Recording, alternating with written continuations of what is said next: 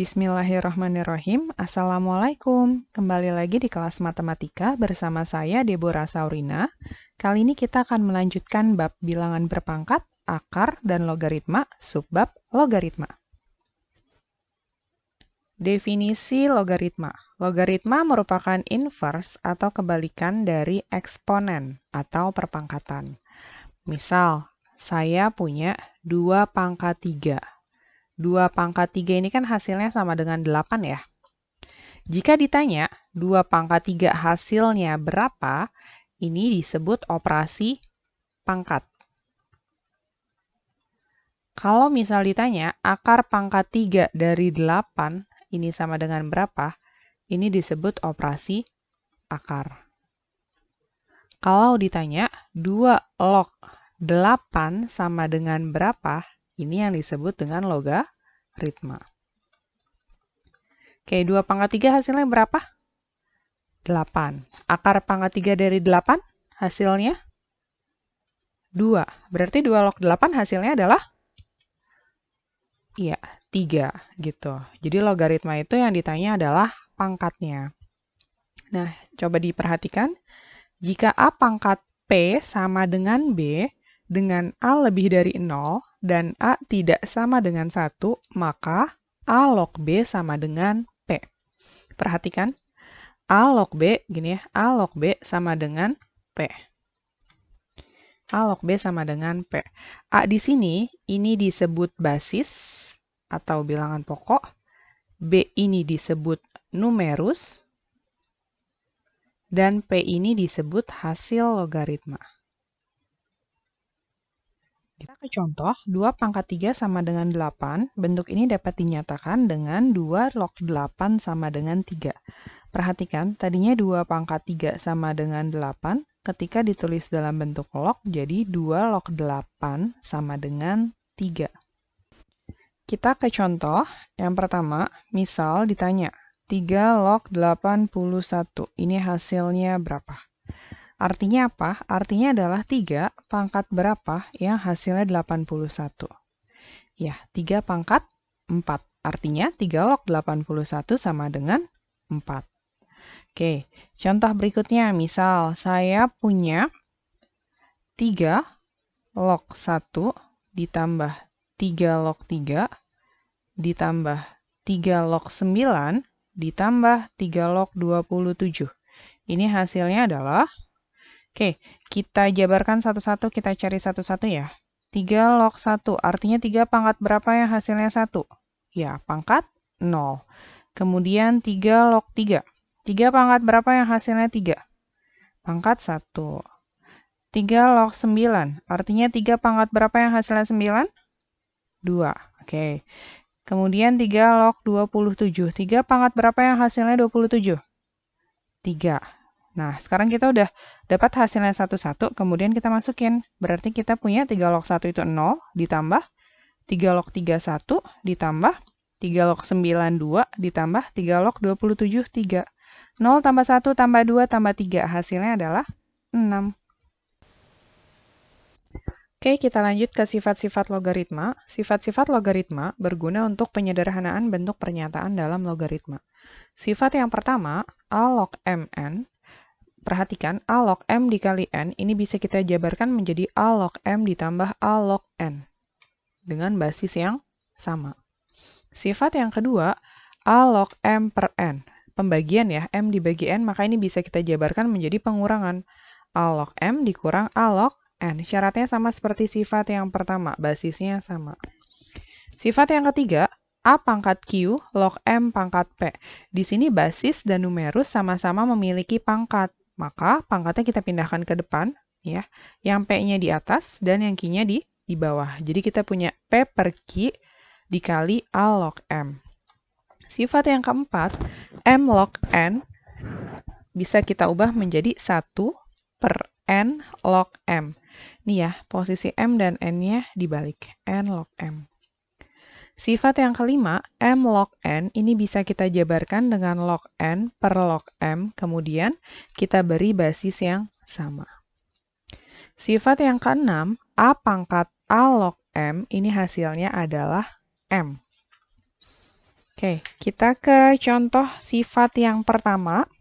Misal, saya punya 2 log 24, kemudian ditambah 2 log 6, ditambah 2 log 1/9. Maka hasilnya adalah, nah, kita perhatikan di sini basisnya sama ya. Semuanya basisnya adalah 2 dan operasinya adalah penjumlahan. Maka bisa kita ubah jadi perkalian.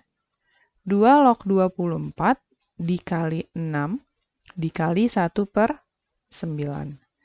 Ini bisa kita sederhanakan bagi 3, 3 bagi 3, 2, bagi 3, 1, bagi 3, 8. Maka kita punya 2 log, 8 kali 2, 16. 2 pangkat berapa yang hasilnya 16?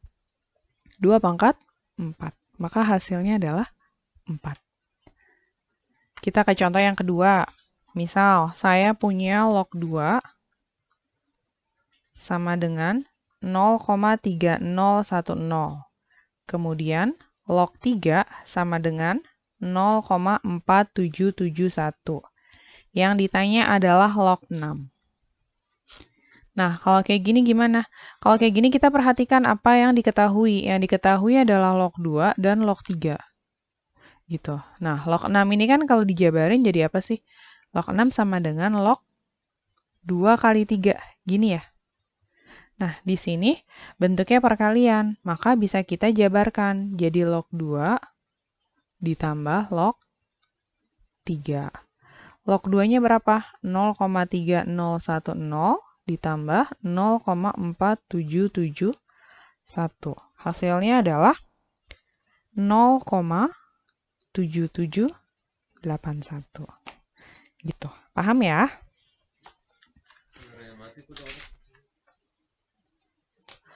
Next, kita ke contoh sifat yang kedua.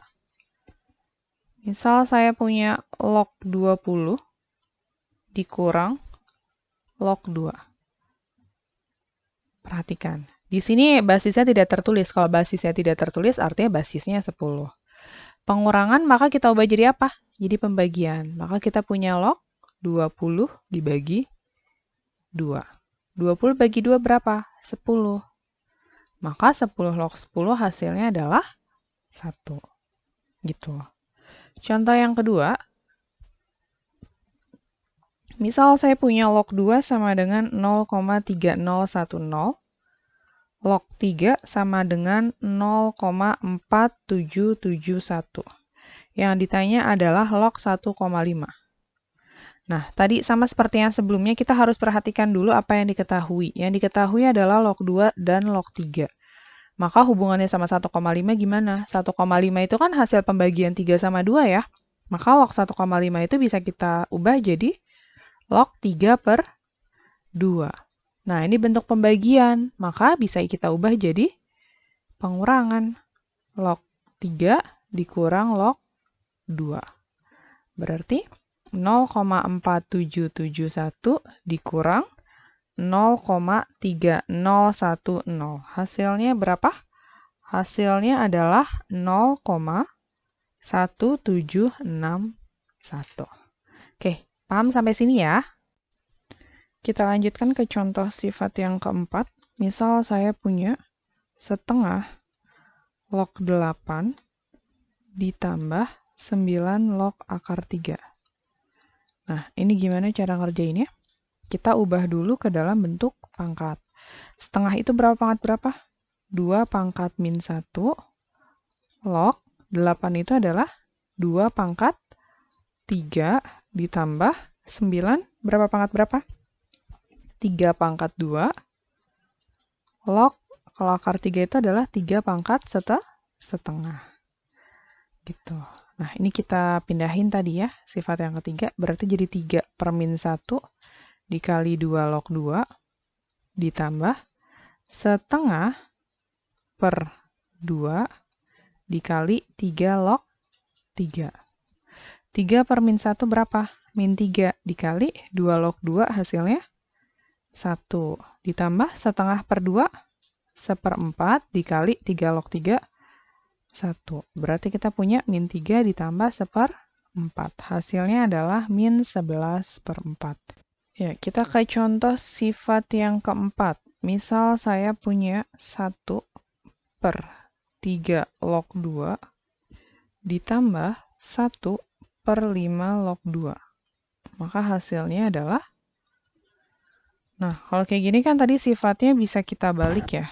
Misal tadi saya punya M log N, ini kan bisa diubah jadi 1/N log M. Nah, berarti kalau di sini 1/3 log 2 bisa kita ubah jadi 2 log 3 ditambah 1/5 log 2 bisa kita ubah jadi 2 log 5. Nah, kemudian di sini kan basisnya sama ya, kemudian bentuknya penjumlahan. Maka jadi 2 log 3 kali 5. Jadinya apa? 2 log 15. Kita ke contoh sifat yang kelima. Misal, saya punya soal, nyatakan 6 log 15 dalam M dan N apabila 2 log 3 sama dengan M dan 3 log 5 sama dengan N. Nah, yang ditanya adalah 6 log 15. 6 log 15. Kalau berdasarkan sifat nomor 5, berarti ini bisa kita ubah jadi log 15 per log 6. Gini ya. Nah, sekarang kita perhatikan dari apa yang diketahui. 2 log 3 dan 3 log 5. Di sini yang muncul 2 kali siapa? 3. Nah, biasanya yang jadi basis itu adalah dilihat dari yang diketahui yang muncul 2 kali. Berarti 3 log 15 per 3 log 6. Nah, sekarang 15 bisa kita jabarkan jadi berapa? Jadi 3 kali 5, gini ya. Dan 6-nya bisa kita jabarkan jadi 2 kali 3. Oke. Perkalian tadi sifat yang pertama berarti kita ubah jadi 3 log 3 ditambah 3 log 5. Kemudian yang bawahnya jadi 3 log 2 ditambah 3 log 3. 3 log 3 berapa? 3 log 3 1. Ditambah 3 log 5. Di sini ada ya. 3 log 5-nya adalah N per 3 log 2. Nah, yang diketahui adalah 2 log 3. Berarti 3 log 2-nya gimana? 3 log 2 adalah 1 per 2 log 3. 2 log 3-nya adalah M, maka 3 log 2 adalah 1 per M. Jadinya 1 per M ditambah 1. Maka jadi 1 plus N per, ini kalau kita samakan penyebutnya jadi 1 plus M per M, gini ya. Jadinya ini naik, M dikali 1 plus N per 1 plus M. Gitu. Paham ya sampai sini? Next, kita ke contoh sifat yang terakhir. Misal, saya punya 2 pangkat 2 log 3. Perhatikan ini sama ya. Maka hasilnya adalah 3.